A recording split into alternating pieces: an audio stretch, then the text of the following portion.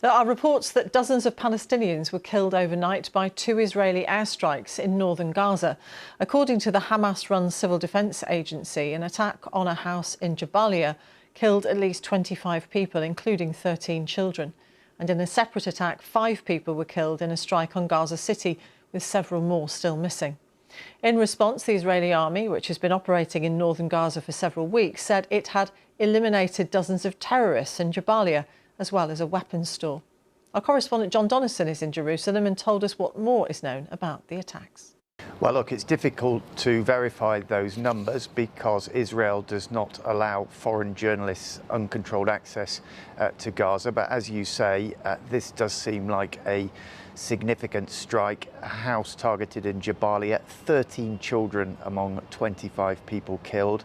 There are apparently still people trapped under the rubble. I've just looked at some footage reportedly from the scene, and it's one of considerable devastation and confusion, chaos in that area in Jabalia. And I think it's important to remember that this comes just 2 days before a US set deadline for Israel to significantly improve humanitarian access to Gaza, and also to take measures to reduce the number of civilian casualties. The United Nations put out some figures last week saying 70% of people killed in Gaza in a 6-month period have been women and children.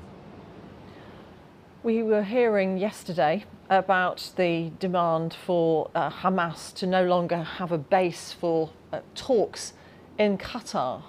How confident can we be that that is the case? Because there were denials by Hamas yesterday.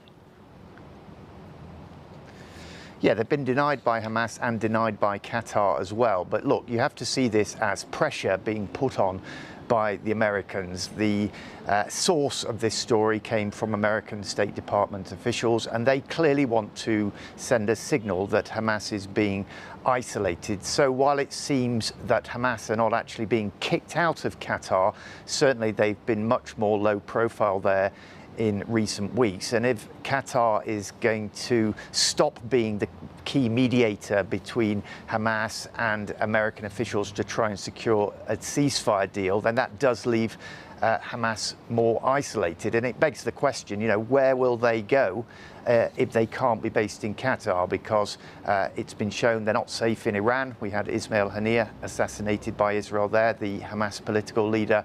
They're not safe in Lebanon. They've been targeted there too. And the only other place really could possibly be Turkey, which of course is a NATO ally. But would Turkey want them based in Istanbul?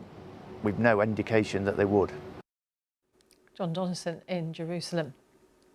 Lebanon's health ministry says at least 20 people, including 3 children, have been killed in Israeli strikes near the port city of Byblos. There has also been a series of airstrikes by Israel's military on targets in the Bekaa Valley, including this one in the village of Sarin.